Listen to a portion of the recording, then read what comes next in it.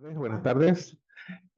Vamos a dar inicio a la conferencia del martes. Muchas gracias por acompañarnos en la tarde de hoy, tanto el público que está presente como los que están conectados virtualmente. Hoy en la conferencia del martes es un honor presentar a nuestro conferencista, quien abordará la relación directa entre la arquitectura y la salud bajo el título Edificios enfermos, personas enfermas. El arquitecto Ian Martínez es especialista en energías, presidente de SECA Energy Panamá y representante en Latinoamérica de las empresas alemanas Secure Energy Solutions AG y Sunotec Group, además de que es estudiante de la maestría en arquitectura climática de Escuela ISMUS. En su exposición nos invita a reflexionar sobre cómo las condiciones de temperatura, humedad, ventilación y diseño impactan no solo en el bienestar físico y mental, sino también en la economía de nuestras ciudades, con un énfasis particular en Ciudad de Panamá. Demos la bienvenida al arquitecto Martínez.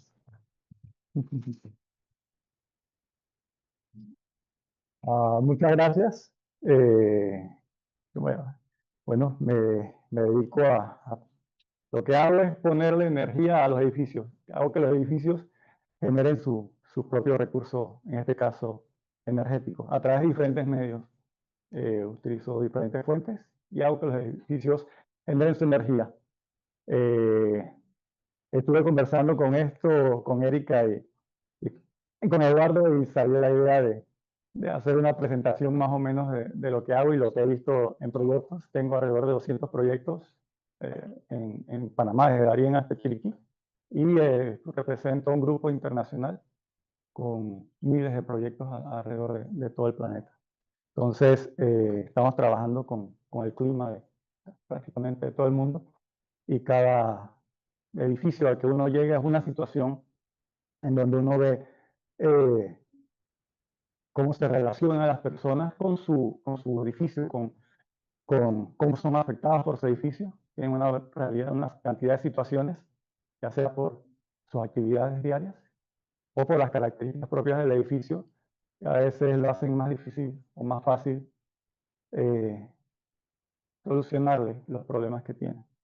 Y llegando a resolver algo como la energía, uno termina ayudando a resolver otras situaciones crónicas que tienen y se dan cuenta de situaciones. Entonces, de ahí surge edificios enfermos. ¿Por qué edificios enfermos? Porque hay edificios que uno llega y que no pueden cumplir su función. No pueden cumplir su función por diferentes situaciones que voy a explicar ahora en un momento. Y esto afecta a la salud física, mental y económica. Versión Ciudad Panamá, ecosistema chocobio climático. Panamá tiene unas características muy específicas que se las voy a compartir ahora. Y nosotros lo definimos como el país nuestro como Panamá. Pero Panamá es una anomalía climática. Entonces, Panamá, las características que tiene Panamá solo la comparte con el 2% de la superficie del planeta. O sea, unas condiciones muy especiales. Este Johannes de Sacrobósuco, él hizo como uno de las primeras diferenciaciones de las zonas habitables. ¿Qué zonas son habitables y cuáles no en el planeta? Entonces él definía algunas como inhabitables. Las que estaban más o menos estas líneas aquí, este es el globo terrestre, en el siglo XIII, según su visión. Entonces, más o menos esto coincide con el trópico de Cáncer al norte y el trópico de Capricornio al sur. Y todo lo que está al sur del trópico de Capricornio, del trópico de Cáncer y al norte del trópico de Capricornio, es lo que él consideraba como una zona inhabitable, solo habitable por salvajes. Y las zonas habitables, las que están arriba, donde están las características que puedan tener para desarrollar una civilización. Tenemos aquí, más o menos, esta es ya una versión moderna de lo que había hecho Sacrobosco. Este es un análisis de los últimos 2000 años de las zonas que serían consideradas habitables. Fuera de estas zonas, como lo repito, de estas zonas que están marcadas en verdes, que son las zonas habitables para la especie humana, como especies vegetales, todos los tipos de especies animales, hay condiciones en las que ellas se desempeñan de mejor manera. Entonces, pueden vivir, convivir y prosperar. Para el ser humano se considera estas las zonas en donde tienen las características de temperatura, humedad y otros factores como el viento, presión atmosférica, que reúnen las características para el desarrollo de una civilización, nuestra civilización tal cual como civilización humana. Esta línea aquí, que está a 32, coincide con el centro de México y reúne la zona, demarca la zona que está de habitable. Y aquí al 32, en latitud sur, sería más o menos el norte de Chile, hacia el sur, y hasta la altitud 49, en donde se describe en donde se representa esta zona. La diferencia entre el hemisferio norte y el hemisferio sur es que en el hemisferio norte tenemos mucha masa continental. Hay mucho. De hecho, esto también describe el desplazamiento migratorio de la especie humana y el desplazamiento de las semillas y cultivos que van desde Asia hasta Europa occidental. Y aquí está, este es el norte de África, este es Marruecos, Túnez, Líbano, este es el Mediterráneo, y el sur del Mediterráneo, que es la zona que más o menos la civilización occidental se desarrolló. Y acá la civilización china se desarrolla en esta zona, Japón, y aquí el Medio Oriente. Acá tenemos en el norte la zona de Estados Unidos, serían los estados centrales de Estados Unidos. En la próxima lámina vemos lo que va a ocurrir con el cambio climático hacia el año 2100. Veremos que se desplaza toda esta zona óptima para el desarrollo de la civilización, para el ser humano, se va a desplazar un poquito hacia el norte. Y ahí está. Ya no empieza en el 32, latitud 32, creo que en latitud 40, y sube hasta la 60. 60 es Oslo, Noruega. Y ya aquí está en parte de España, ya queda afuera. El norte de África, Marruecos, Túnez, ya está afuera. Los estados del sur de Estados Unidos ya quedan fuera. De hecho, se mete un poco arriba de los grandes lagos, parte de Canadá. Empieza a ser zonas con las características que uno consideraba como una eterna primavera, con condiciones climáticas adecuadas. Acá se mejora el clima en Inglaterra y zonas que tenían, ya sea porque fueran estepas muy frías o por alguna razón un clima muy seco, empiezan a tener precipitación. Entonces se hacen más óptimas para el desarrollo humano. Entonces esto por el cambio climático a partir del año 2100. Acá en Sudamérica ocurre algo, ¿no? Australia y Nueva Zelanda quedan igualitas. Acá en Sudamérica ya vemos más verde la zona de los Andes. Antes estaban dentro de estas zonas climáticamente óptimas las tierras altas de Sudamérica, Bogotá, la cordillera de los Andes. Pero de aquí se vuelve más verde, empieza a haber más precipitación en zonas de no acá la preocupación de que dónde van a venir los hielos si ya no hay glaciales en los Andes, en los Alpes. Bueno, el cambio climático puede ser que traiga mayor cantidad de precipitación en zonas que ahora hay poca precipitación. Argentina también se vuelve más verde que antes. Igual que en Asia. En Asia también salen manchas en donde son y la cordillera de los Himalayas, exactamente, sí. Bueno, antes estaba también, pero no tan marcadita como ahora. Sí, sí, sí. Ya, ahí se ve, ahí está. Sí, sí. Pueden intervenir, yo feliz. Aquí entonces vamos a hablar de Panamá, porque estamos en una zona de salvajes, ¿no? ¿Qué se puede hacer aquí en Panamá? Bueno, de hecho de eso es que uno para poder desarrollar una solución tiene que saber en dónde está. Entonces las partes son muy importantes, el contexto. Entonces aquí estamos en Panamá, como les dije, este pedacito de tierra está a 9 grados, estamos bastante muy metidos en la zona esta inhabitable de Sacrobosco. Pero biogeográfica, es una zona que comparte características naturales y características climáticas. Entonces, la zona en donde está Panamá se denomina el Chocó, tiene una denominación como, se puede denominar como Chocó biogeográfico. Es una zona, como le dije, sobre el 2% de la superficie terrestre comparte estas características. Es una anomalía climática. Una anomalía climática, ¿por qué? Porque aquí tienes prácticamente todo el año temperaturas altas. Tú te vas a otro país, tienes que ser cerquita, no lejos, y hay variación térmica entre día y noche. Si afuera está lloviendo, te pones un abrigo y sales. Aquí en Panamá no. Día y noche, sales, hace calor. Llueve, hace calor. Siempre hace calor. Lluviosa, estación seca, invierno, como le quieras llamar, siempre hace calor. Eso no se ve en todas partes. Eso es un fenómeno aquí. Y a veces vuelve loco a las personas. Otra cosa, situación también importante, es la humedad relativa. Mantenemos una humedad relativa alta. Aquí en Ciudad de Panamá, eso se debe también a que estamos en medio de una selva protegida. Aquí en Panamá, la humedad relativa es alrededor del 85%.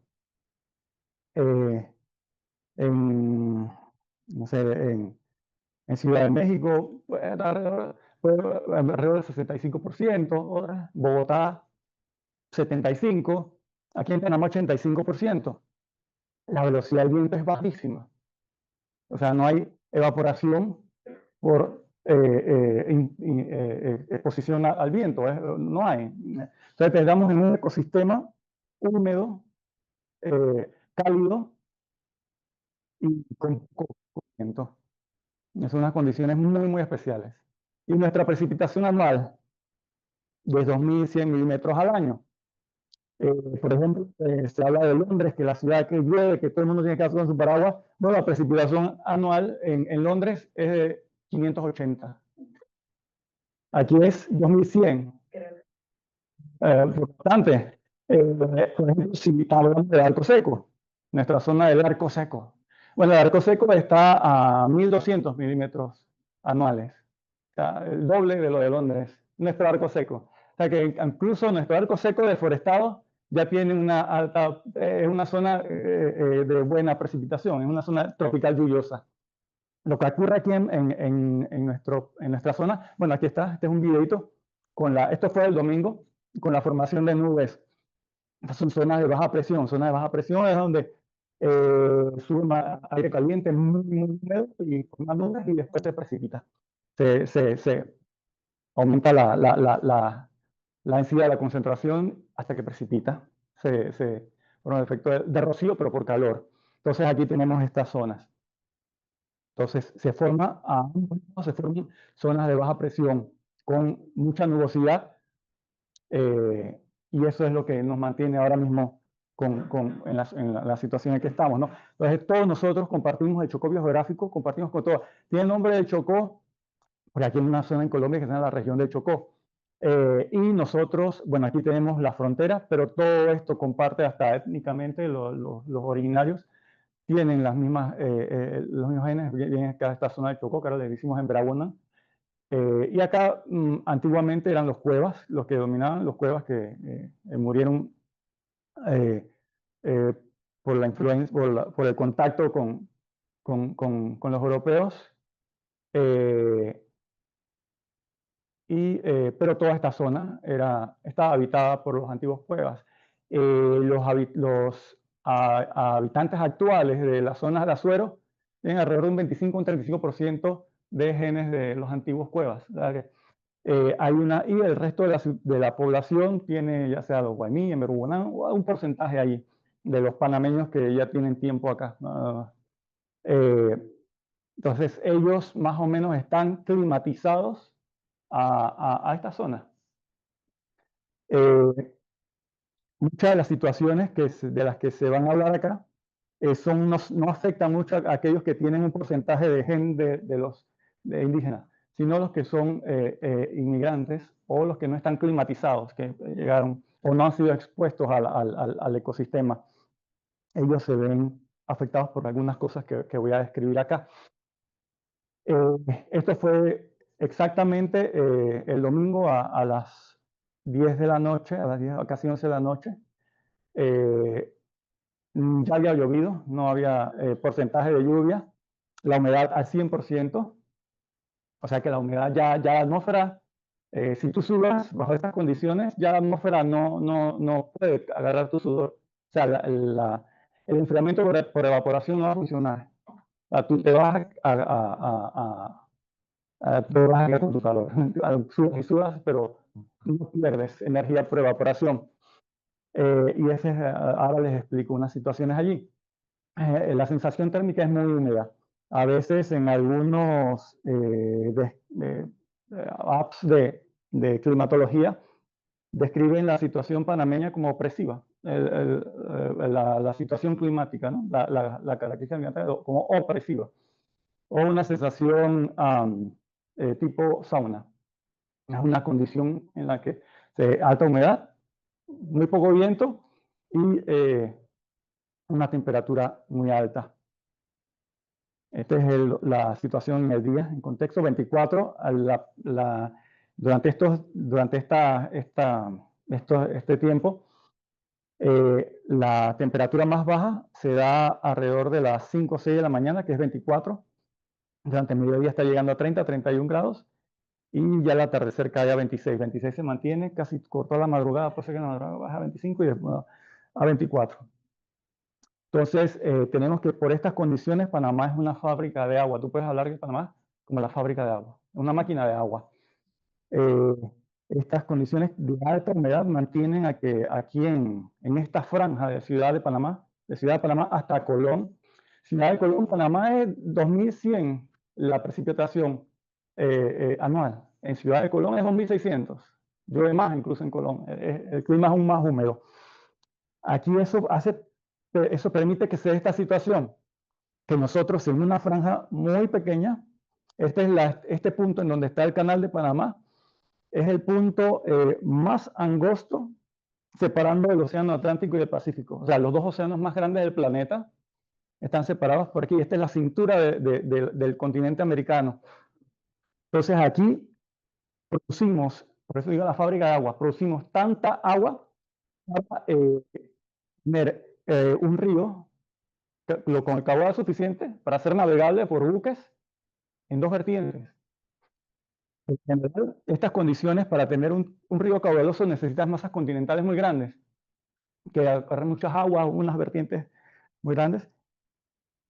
Aquí en Panamá lo tenemos en esta franjita muy pequeña y no la tiramos en un solo océano, lo tiramos en dos. O sea, que generamos mucha agua para tener esto, ¿no? Mover los buques más grandes del planeta, que sea en un río que está tirando agua dulce prácticamente constantemente a ambos océanos. O sea, esto es una fábrica de agua que tenemos que conservar. Por eso, a pesar nosotros somos unos intrusos en este ecosistema de alta humedad, ¿lo podemos modificar? Sí. ¿Vale la pena modificarlo? No, no vale la pena modificarlo, porque dañamos todo el sistema. Contenido de la presentación. Entonces, condiciones crónicas activadas por temperatura y humedad alta, tipología arquitectónicas predominantes y su deficiencia frente al clima, materiales mobiliarios, afectaciones de espacios confinados, implicaciones económicas del consumo eléctrico para creación de ambientes saludables.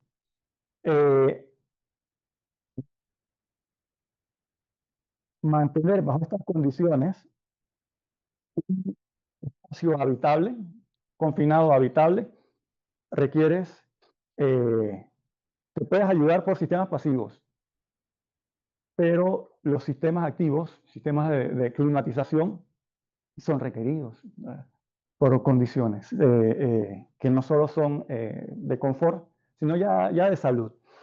El efecto bulbo de calor, llamo efecto bulbo de calor a esa condición en donde la humedad es muy alta, la temperatura es muy alta y no hay brisa.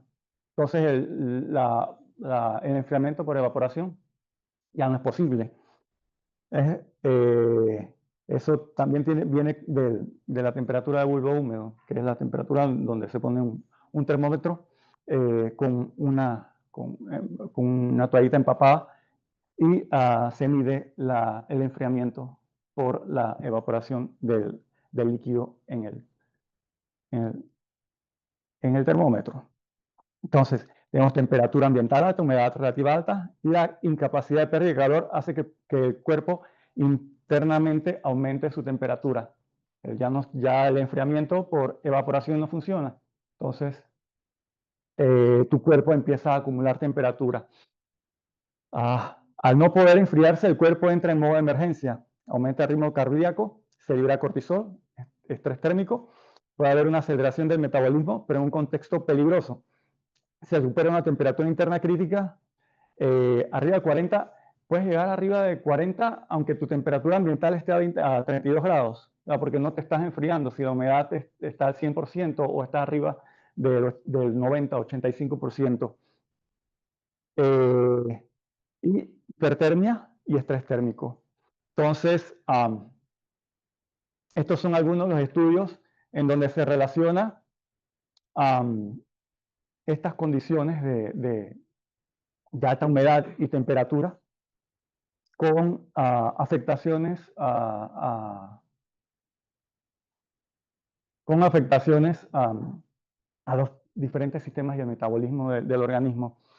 No sé si conocen a alguien o le ha pasado que están aquí en Panamá y sufren alguna dolencia en algunas articulaciones o alguna inflamación, viajan a un país con otro clima, o viajan, o van a las playas, y cuando están en las playas o están en el plan de viaje, alergias, inflamaciones, dolores articulares, no lo sienten, son inconscientes. Mal de altura, Ajá. pero no es por la condición climática, es más por la altura de... Ese tiene que también.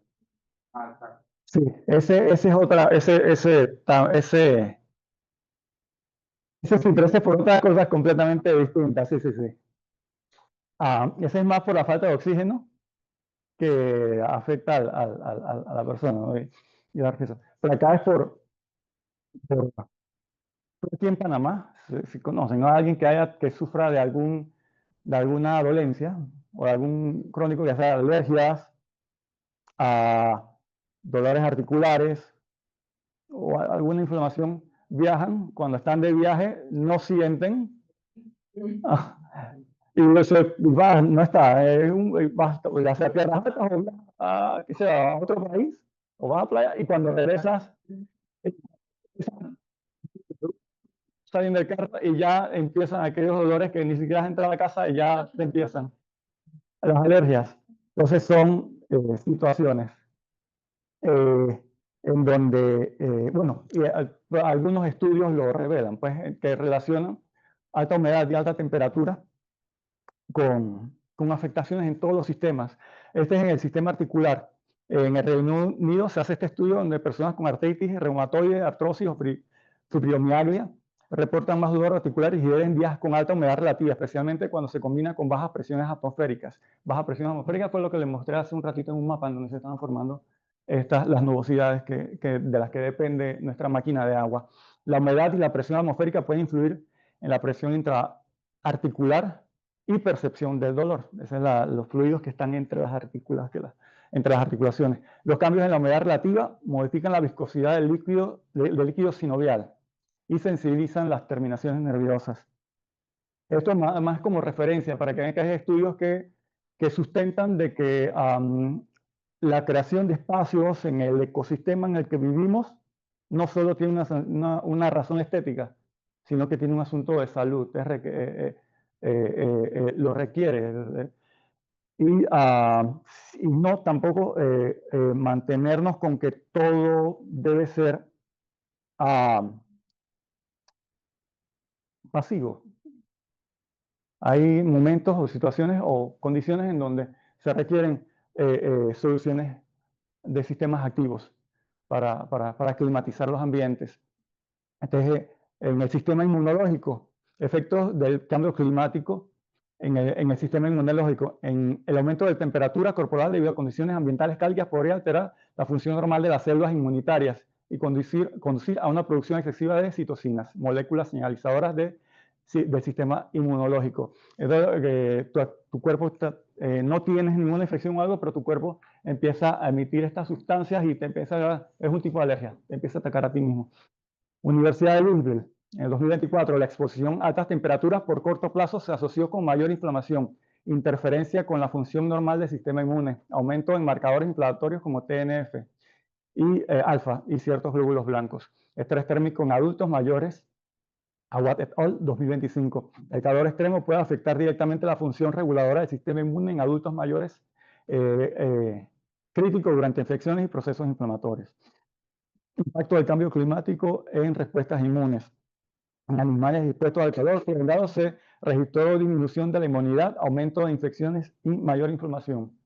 Este es en el sistema inmune. En el sistema linfático, el sistema inmune depende mucho del sistema linfático, ¿verdad? Mueve la linfa y drena los fluidos que van desde las células, los capilares, a los músculos y a los tejidos. Entonces eso se tiene que drenar porque por ahí pasan vitaminas y una cantidad de sustancias que combaten los virus, bacterias y todo lo que nos ataca. Entonces, ¿cómo afecta el sistema linfático? Yurmeri et al. 2023. Ambientes muy húmedos aumentan la homeostasis inmune, lo que puede afectar la función linfática como vía de drenaje y defensa. El sistema linfático debe drenarse. Entonces, personas que sufren de inflamaciones, aquellos que han sufrido alguna cirugía, es posible que le hayan afectado porque los cirujanos se enfocan mucho en no afectar el sistema de capilares y venas. El sistema linfático a veces lo corre. Entonces los drenajes linfáticos ya no se dan. Entonces ahí hay que hacer operaciones o una serie de masajes. Pero se te altera esa condición bajo condiciones de alta humedad y alta temperatura. Evidencia clínica directa. En personas con insuficiencia linfática o enfedema, el calor y la humedad suelen empeorar la hinchazón y la sensación de pesadez en brazos y piernas. Hinchada y pica mucho. Si se rascan, le salen otras cosas, se le pone peor. Rix et al. El calor eleva marcadores inflamatorios sistémicos. Fisiología del ejercicio. Ese es otro estudio. El estrés por calor y humedad aumenta el volumen plasmático y la presión hidrostática en tejidos periféricos, conllevando a más demanda de drenaje linfático. Este es a nivel neural, del cerebro y el sistema nervioso. Bueno, pues gente ganó 2010. Cognitive Function in Hot Environments, Equation of Methodology. Scandinavian Journal of Medicine and Science in Sports. Ese estudio es de Francia. La exposición al calor afecta procesos cognitivos. Concluye que el calor reduce la atención, la memoria de trabajo y la velocidad de reacción, especialmente en ambientes húmedos. A los que tenemos personal trabajando en campo, eso es de considerar, ¿no? Que bajo condiciones de alto estrés y alta temperatura es posible que cometan más errores o que tomen las decisiones que no son. Racinais et al. 2017. Heat stress impairs motor functions in humans. Journal of Applied Physiology. Este es de Qatar. La hipertermia inducida por calor afecta la coordinación motora, la función cortical. El efecto se agrava con alta humedad porque la disipación de calor es menos eficiente. Hancock, Effects on Heat Stress on Cognitive Performance. Este es de la Universidad Central de Florida. Hallan que el calor provoca una disminución en el desempeño mental, especialmente en tareas complejas, memoria de trabajo, resolución de problemas, toma de decisiones.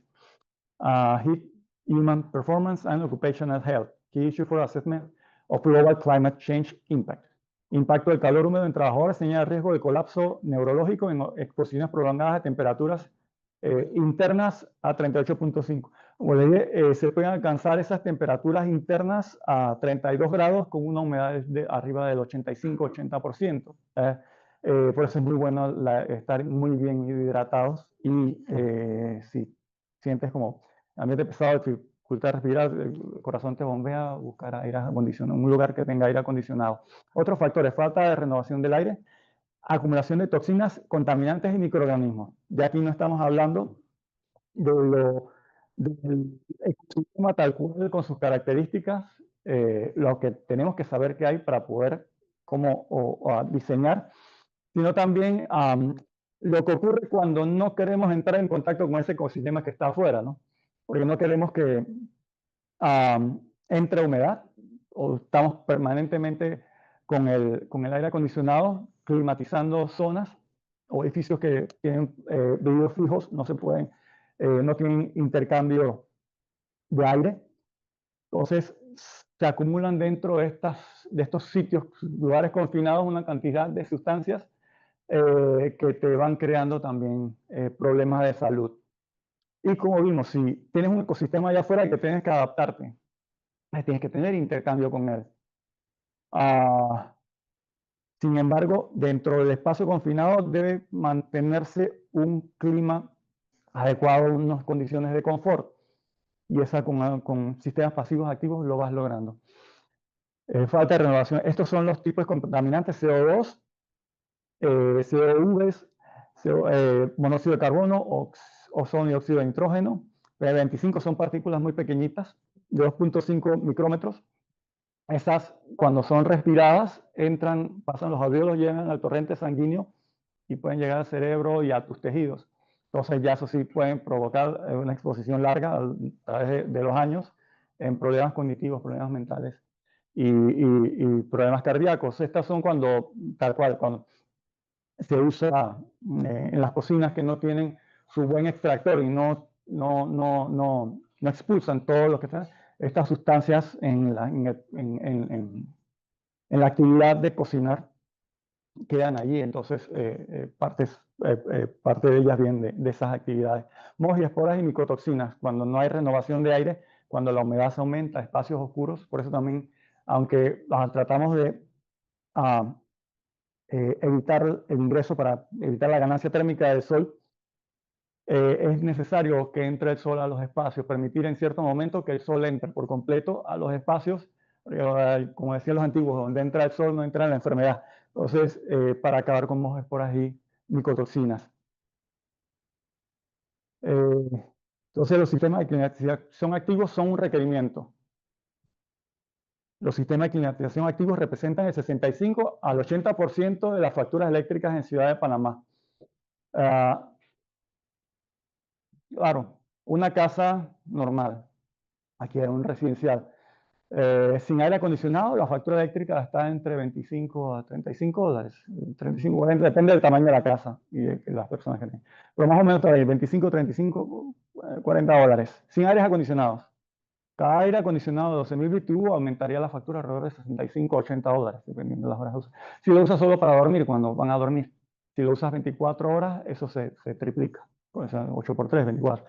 Entonces, aquí la ciudad de Panamá consume el 58% de la energía del país.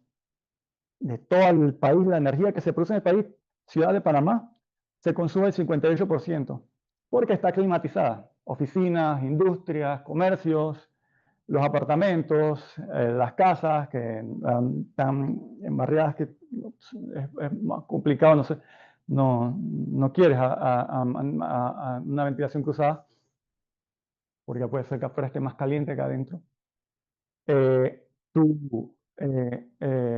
Se consume mucho aire acondicionado. Entonces, este 58% de resultante es solo refrigeración. Entonces, se ve porque en las gráficas de demanda del país, las horas de mayor pico solar, donde el sol está más a mediodía, sube la demanda. Y en la noche no hay demanda casi nocturna. Entonces coincide con las horas de mayor color. Entonces se le demanda más a los sistemas de enfriamiento. Ya esto es de otra charla, pero se lo pongo ahí para, como de combustibles fósiles, cada kilowatt hora que nosotros consumimos, un 38% es producido por combustibles fósiles. Por hidro, que es por agua, el 55%. Eólica y solar sobre el 7%. Eso es cada kilowatt que nosotros pusimos, el 38% viene de combustibles fósiles. La que estamos tirando también más gases de efecto invernadero de la atmósfera que estamos contribuyendo al cambio climático ese que vimos allí. Esta es una casa en Ciudad de Panamá, esto es Hato Pintado.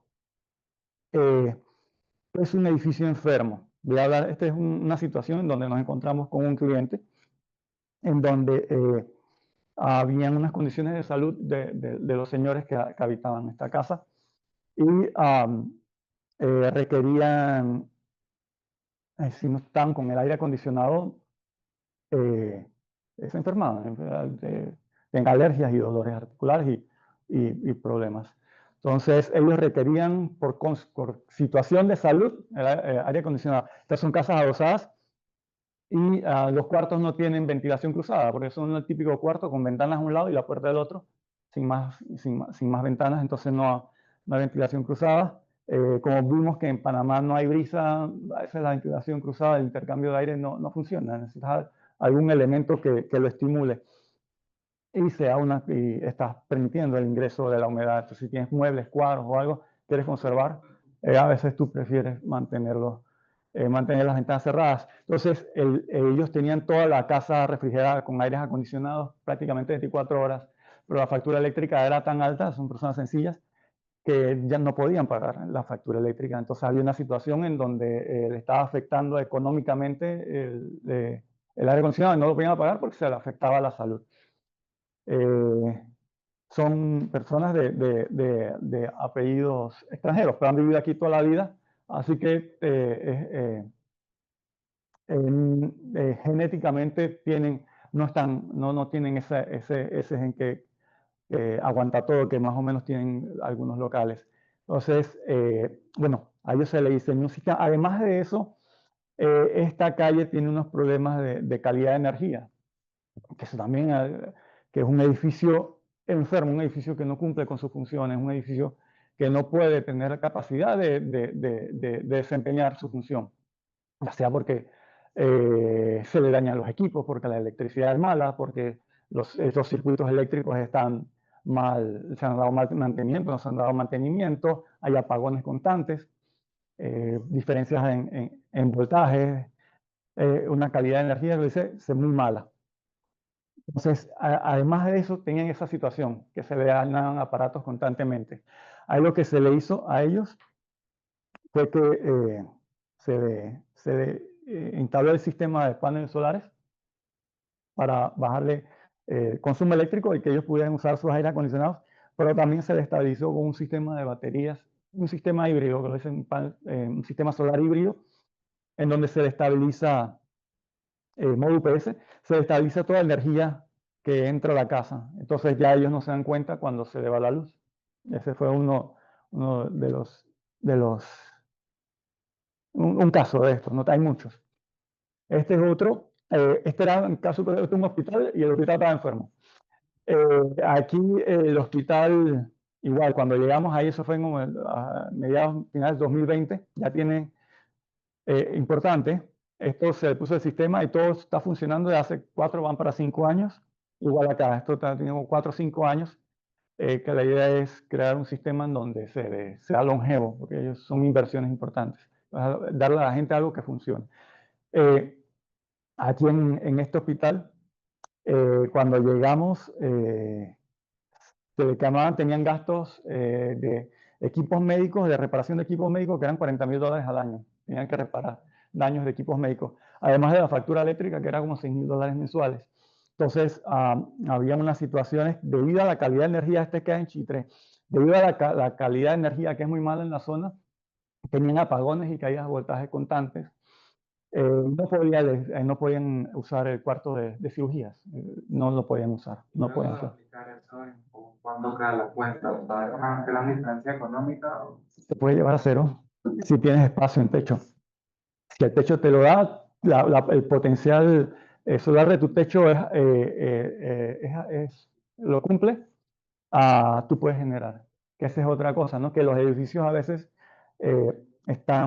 tienen sistemas de climatización tan ineficientes que también uno lo ve, o tan mal ubicados que su consumo eléctrico es tan alto que la superficie de techo es incapaz de generar la energía suficiente para abastecerlos, que es una situación. Algo que se hace es que se le da un porcentaje de ahorro, pero no el 100%.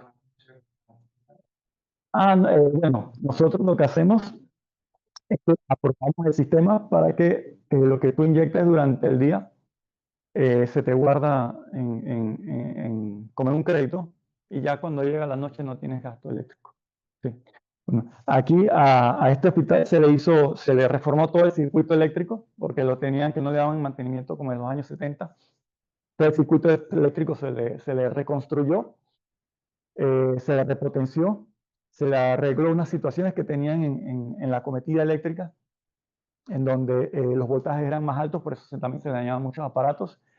Y aquí en Chitre se ve una situación de calidad de energía muy mala, en donde tenían apagones 3, 8 horas y muy recurrentes. Entonces, ahí lo que se le hizo fue que este edificio tiene 4 fuentes de energía. Tiene la red eléctrica, se le colocó un sistema de baterías que hace imperceptible los apagones. Entonces, cuando se le va la luz, no se dan cuenta. Y ahora sí pueden hacer cirugía. De hecho, la última vez que hablé con el director médico, están haciendo neurocirugías. Hicieron un par de neurocirugías. O sea que la calidad eléctrica es buenísima. Y se le instaló también un generador diésel de 260 kVA que entra luego del sistema de baterías. El sistema de baterías lo mantiene estable por un tiempo y luego permite la transición suave del sistema de generador diésel. Cuando el apagón es muy prolongado y el diésel lo puede mantener por apagones de 24 horas. O sea que este es un hospital a prueba de todo. Puede ocurrir una situación, es muy resiliente, una situación climática, y ellos pueden estar ahí 24 horas dando servicios. Cuando llega la luz, se cargan baterías y pueden seguir. Incluso las baterías a término prolongado no es más el daño al ambiente que causa que el uso de la electricidad por,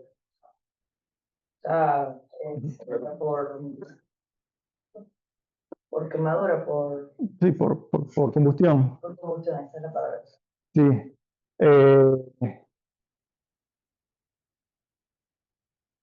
Depende del tipo de batería y depende de las posibilidades de reciclaje que tengas. Lo que ocurre con las baterías es que es algo que tú puedes manejar y manipular, que es algo sólido, y tiene un residuo sólido que ya sean de litio, que son las que se están usando ahora, y va a haber transición a otros tipos que son menos, que son incluso más inocuos, que no hacen daño. Entonces, pero tienes el litio. Este litio se puede acumular y se puede volver a procesar y a reutilizar, pero tú lo manejas. El asunto con los combustibles fósiles es que van a la atmósfera. Entonces se produce aquí y se van. Entonces, la manera de capturarlos en la atmósfera es un proceso muy complicado. Y además, por ejemplo, la combustión en las termoeléctricas, la combustión de carbón, la combustión de bunker, que es un tipo como de diésel sucio, un petróleo, un derivado del petróleo, produce no solo residuos gaseosos, también produce unos residuos sólidos y líquidos. Y estos residuos sólidos y líquidos son radioactivos, son por toneladas. Entonces, eso, donde hay unas plantas de estas, las zonas alrededores, por eso es que tienen alta incidencia de cáncer. Por eso ocurre eso, ¿no? Necesitamos de todas las fuentes, porque lastimosamente el ser humano civilizado requiere mucha energía para desempeñar sus actividades. Pero por suerte tenemos ahora otras fuentes que son más inocuas o que te permiten, por ejemplo, nosotros tenemos campos de paneles solares en donde los separamos, se pueden separar del suelo, y tú ves que debajo de los paneles solares durante la estación seca la hierba está verde y fuera de los paneles solares está seca en la estación seca. ¿Y eso por qué? Porque la incidencia del sol no cae directo en el suelo. Los suelos son esponjas. Entonces tú pones una esponja en un asfalto y se va a secar en unos segundos, unos minutos. Pero si a esa esponja tú le pones un trapito, lo tapas, puede pasar horas o días ahí húmeda. Entonces así mismo el suelo. Es una esponja. Es una esponja. Entonces se da esa situación, ¿no? Disculpen. Se da esa situación de que sí, se han dado cuenta. De hecho, en China, miles y miles de hectáreas cubiertas que se vallaron de suerte, cubiertas de paneles solares, han visto que ha regresado flora y fauna, que se había desplazado en zonas desérticas. Ha empezado a poblarse debajo de los paneles solares debido a que no hay tanta evaporación se mantienen los suelos húmedos y han regresado plantas, y donde regresan plantas, regresan animalitos, insectos. Entonces es un fenómeno que están viendo ahora, aquí lo que se hace, eso se llama agrofotovoltaico, sistemas agrofotovoltaicos, donde combinas la producción de energía de paneles solares con alguna producción debajo, ¿no? Con alguna producción debajo puede ser vegetales, tomate, lechuga, apicultura, abejas, o cría de ovejas o algún tipo de ganado, dependiendo de cómo le diseñas. Hay sistemas ya para todos, no hay que estar diseñando. Entonces, haces tu sistema. Pero es muy interesante y se puede hacer mucho, ¿no? Entonces, esto era lo que tenía, ¿no? Diseño de equipos médicos y gasto eléctrico elevado. Luego de que nosotros le hicimos todos estos cambios, el edificio cambió, ahora es otra cosa. Ellos eran algo muy modesto, ahora puede ser que sea el edificio más moderno, el hospital más moderno de todo el interior. Es el único del país que yo creo que tiene 4 fuentes de energía ahora mismo.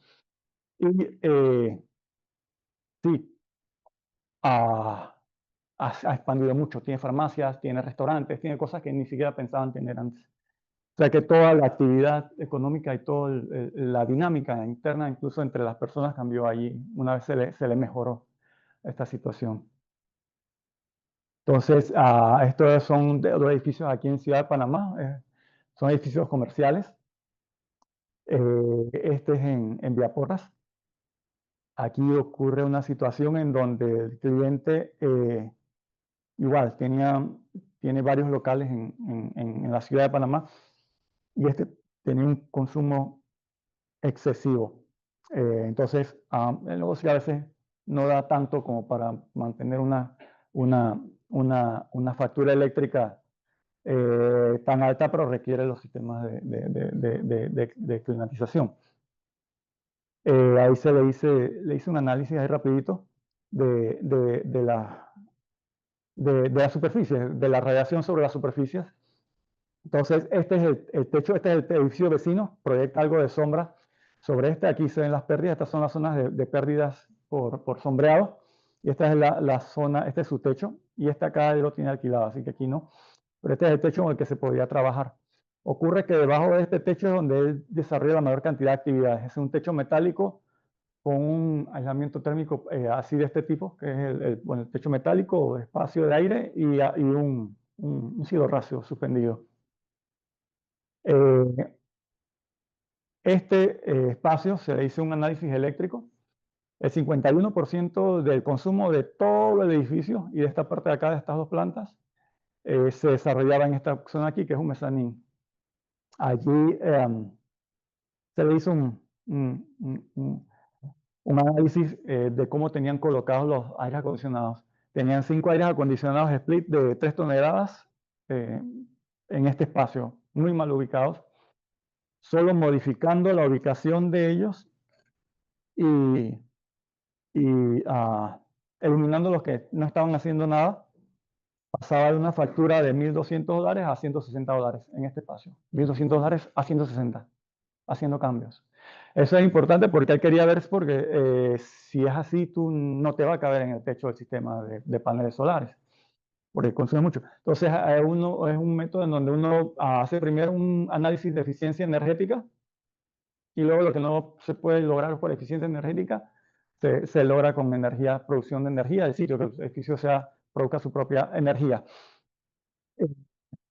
Allí, y se ve, ¿no? Bueno, sí, voy para otro. Este es otro también del mismo cliente. Este es en Río Abajo. Aquí ocurre una situación, ¿no? En donde él tiene este techo autoportante. Y bueno, aquí tiene igual un edificio vecino que da pérdidas por sombreado. Esta es la línea de la sombra que proyecta este edificio. Y aquí se ven las zonas de pérdida. Entonces, esta es la de la ganancia térmica y que se pasa adentro. Este techo autoportante, los techos autoportantes de este tipo no tienen aislamiento térmico. Entonces, él tenía su techo autoportante y adentro estaba con toda esta ganancia térmica, la estaba la estaba combatiendo a punta de aires acondicionados, sistema de aire acondicionado. Pero que va, tú entras y hace calor adentro. Hace menos calor que afuera, pero adentro hace calor. Y la factura eléctrica es tan alta que él está peleando, ¿no? Porque todos los locales este que menos le produce plata, pero es que tiene la factura más alta, son unos $7,000, $8,000 mensuales que paga él solo por ese local. Entonces él quiere hacer algo allí. Se le hizo nosotros aquí lo que le vamos a hacer es una situación en donde le forramos de paneles solares el techo allí. Entonces los paneles solares lo que hacen es que crean un sombreamiento sobre el techo entonces ya no hay ganancia térmica y la separación permite que haya flujo de aire. Entonces no hay transferencia ni por convección ni por radiación, tienes flujo de aire por debajo. Entonces ahí la ayuda. Sí, con esta solución igual la posición de los aires acondicionados adentro están mal. Ahí se le está recomendando algo, ¿no? Aquí está. Esta es la demanda de todo el edificio, 32.6% eléctrica. De esos 32.6 kilowatts. De esos 32.6 kilowatts, 30.2 kilowatts es de aire acondicionado. Que el edificio funciona para pagar aire acondicionado, pues. 32% de todo el funcionamiento del edificio es de aire acondicionado.